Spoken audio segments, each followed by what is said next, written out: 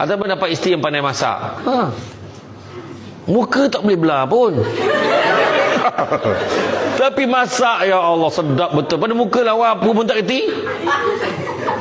Muka lawa, mesti bungkuk bang. Bungkuk mana bang? Ini makan mana bang? Oi, lelaki kalau hari-hari makan luar, kau tengoklah. Memang jam dia. Dia nak air tangan isteri dia juga. Jom makan luar, jom makan luar. Ni pandai masak isteri aku. Lempar jadi. Lempar sayur jadi daging, tak kira tau. Macam mana dia buat tu? Anda betul dia masak kan? Cakap je, tom yum apa? Sebut je nak makan apa. Hari ni nak makan nasi goreng jantan. Tahu dengan jantan? Ada telur. Jantan lah.